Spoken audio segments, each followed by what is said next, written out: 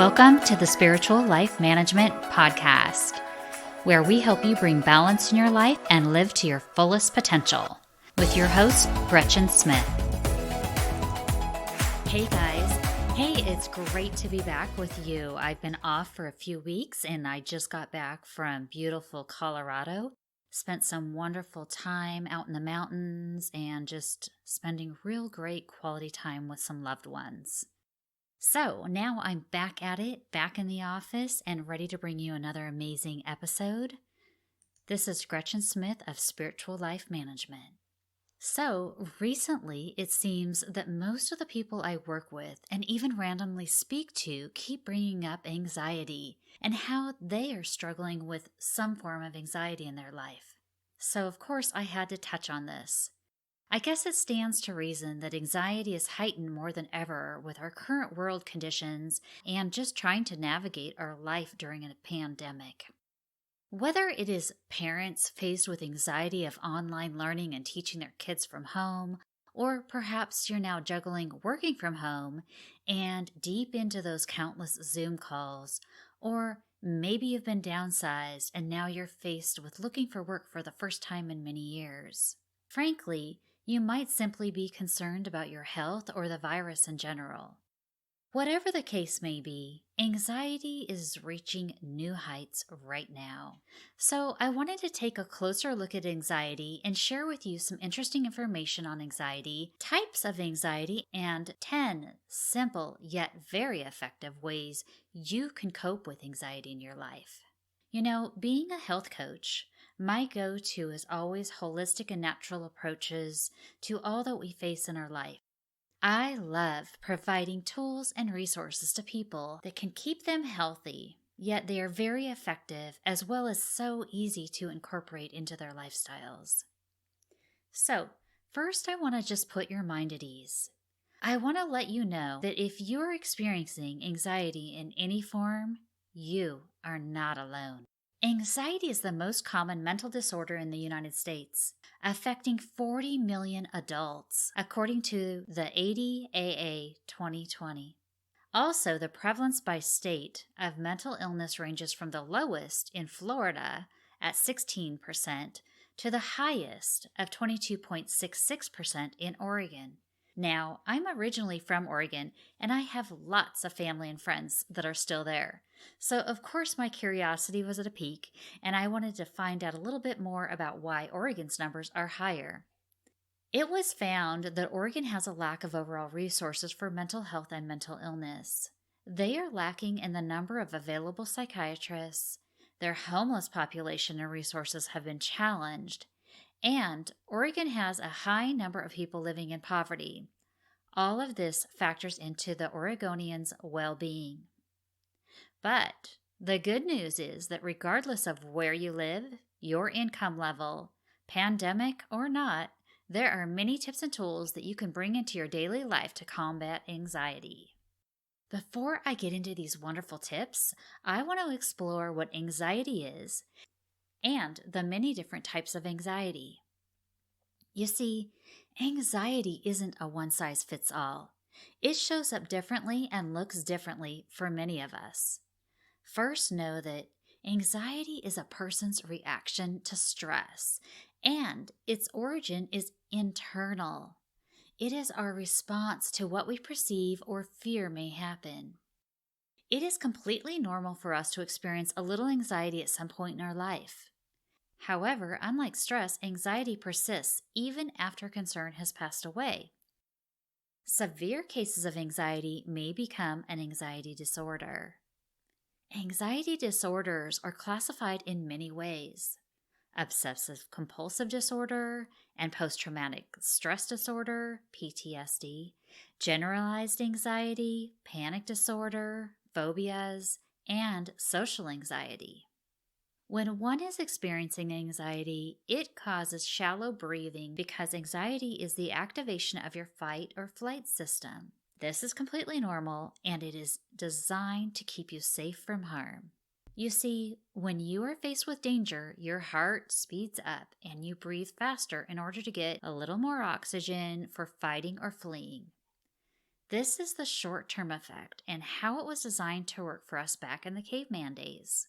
Nowadays, our body still goes through this, but we may experience other physical symptoms as well, especially if we're dealing with chronic anxiety. You may feel lightheaded, anxious, have heart palpitations, lack of sleep, dizziness, you may be nauseous, paralyzed in fearful thoughts, and generally be overwhelmed.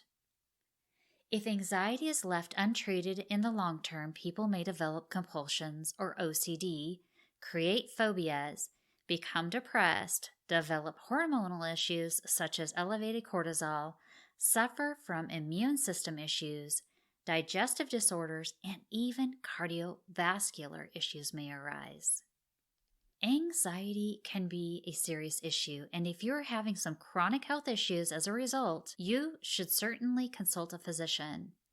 However, if you're looking for some holistic tips to help with occasional anxiety, I have 10 amazing ways to help you out.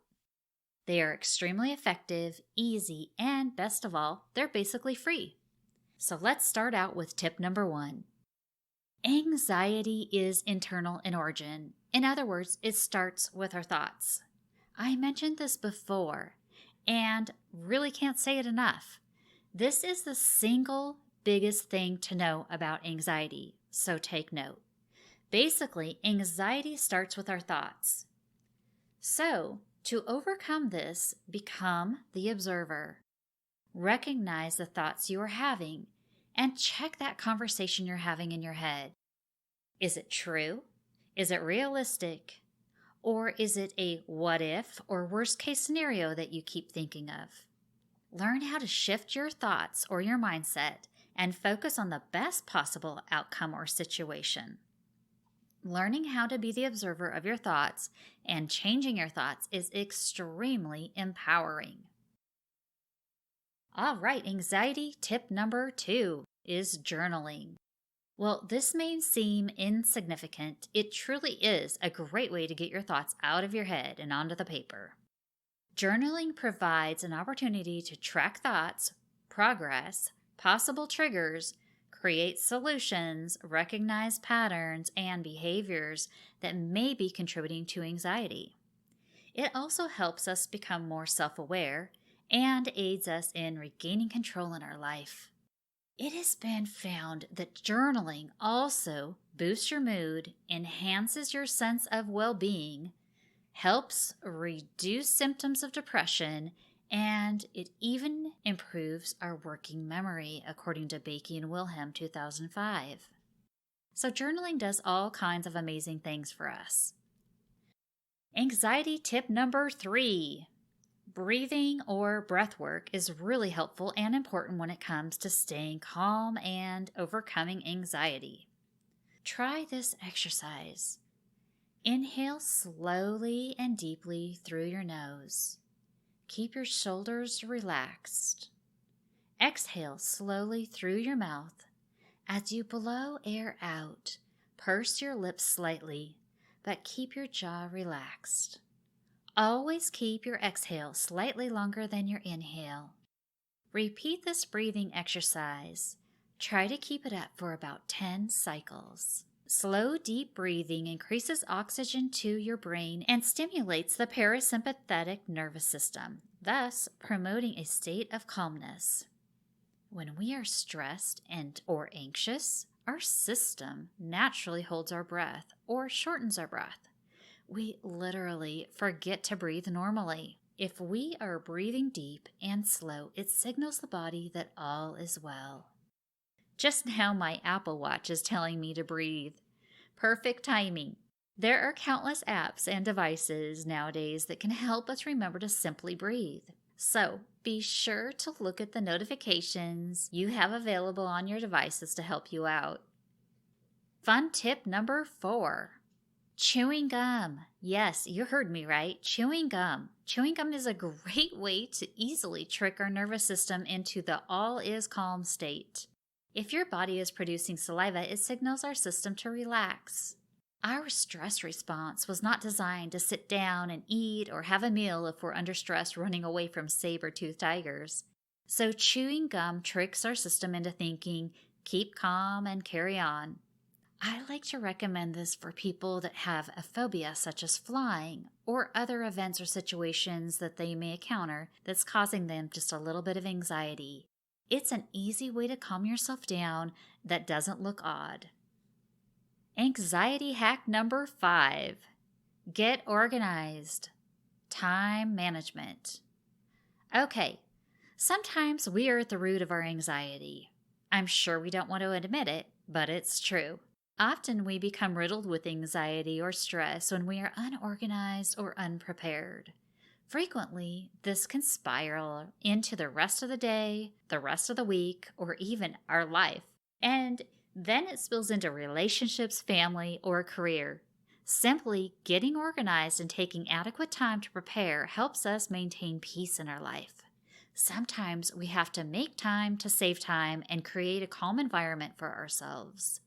So, utilize lists, calendars, declutter, create reminders, delegate, and create efficiencies in your life. Focus on one task at a time and mark them off as you go. Focusing on just one task at a time prevents overwhelm and less room for error. Tip number 6: exercise. Yes, exercise. Sometimes we are faced with anxiety and our stress wants to shut our body down. We get tired and succumb to sleep and become a couch potato. Exercise may not seem like the answer, but it is. Exercise reduces the level of the body's stress hormones, such as adrenaline and cortisol. But exercise also stimulates the production of endorphins, chemicals in the brain that are the body's natural painkillers and mood elevators. I'm very passionate about creating some type of exercise routine in your life. It can quickly help you feel better naturally when those lovely endorphins are released. By the way, I am not suggesting you have to set out to run a marathon or compete in the next big CrossFit challenge. You don't even have to go out and buy the latest version of the Peloton bike or buy fancy workout gear either. 30 minutes a day of good brisk walking can do the trick. Anxiety tip number 7: diet and calming foods. A healthy diet with plenty of fresh vegetables, fruits, and lean meats can do wonders for anxiety. I know we may be inclined to eat comfort foods when we're riddled with anxiety, but you really want to stay clear or drastically reduce the inflammatory foods like gluten, sugar, dairy, and fried foods in your diet. Inflammatory diseases have been linked with a heightened risk of anxiety and depression. Also, limit your caffeine and alcohol consumption. It should be minimal because these can both act as stimulants and interfere with your body's own natural ability to relax or inhibit good sleep habits. So instead, try some calming teas like chamomile, green tea, or lemon balm. They work wonders for helping you relax and calm down. Expert anxiety advice number 8: grounding exercises. Grounding is amazing for helping with anxiety and to help you become centered quickly. Here are a few grounding practices for you to try. Simply just get outside. Go for a walk in the park or in your yard or down the street. Extra points if you go barefoot. But try to simply sit on your balcony, patio, or even a bench for about 15 minutes. And this is really great to do if you're on a break at work, if they have an outdoor area with a picnic table or seating area. Another technique is simply hold an object and truly focus on it. Notice how light or heavy it is. Feel the texture. Is it smooth or rough? What does it look like? Notice if it has lines, crevices, or veins. Does it smell or have a fragrance? Just be present with the item. Water is also wonderful for grounding. Drink plenty of water. Soak in an Epsom salt bath. Take a swim or simply soak your feet in the water.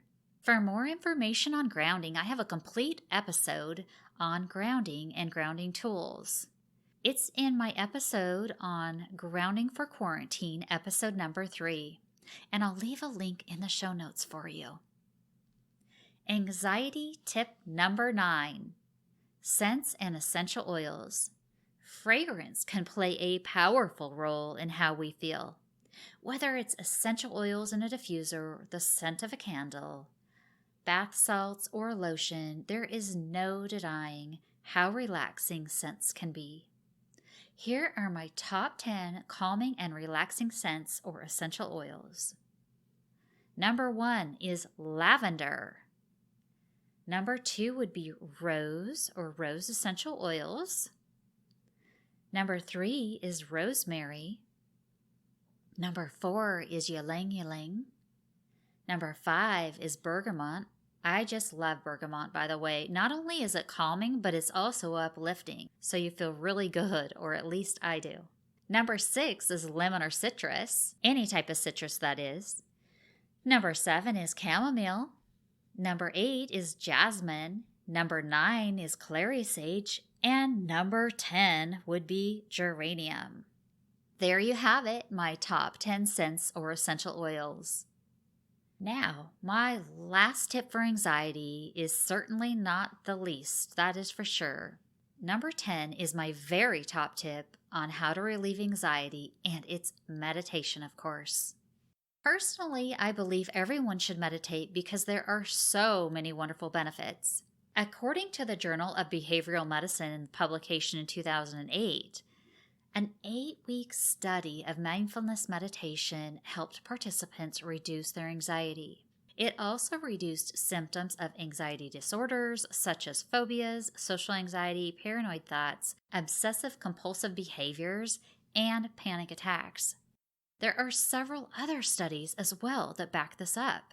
You may recall at the top of this episode, I mentioned twice that anxiety's origin is internal, meaning your thoughts. Meditation also helps us control our thoughts, become more self-aware, promote emotional health, relieves negative thoughts, helps you worry less, reduces depression, improves sleep, helps strengthen focus, and lowers blood pressure. The truth is that meditation is probably the single most important one thing a person can do to improve their mental well-being. There are countless benefits that meditation does for overall health and wellness. Frankly, far too many to list and explore today. But that is why meditation is my go-to. It is truly amazing. I tell all my clients pretty much, regardless of their health circumstances, that they should meditate. And I can honestly say I have seen it change my life forever. Even if you don't think you can meditate, you can. And we all have thoughts when we meditate. The goal is just to acknowledge your thought and be the observer of your thought and let it go. Thus, it's teaching us how to be the observer of our thoughts to help you control your mind. Start out with just a few minutes a day and build on that. Be sure to use guided meditations as well. They are easy to follow, keep you focused, and help you better train and control your thoughts. Be sure that you subscribe to the podcast so that you're notified for the next episode, which is a guided meditation for anxiety relief. Anyone can do this, and it will certainly help you relax and relieve your anxiety.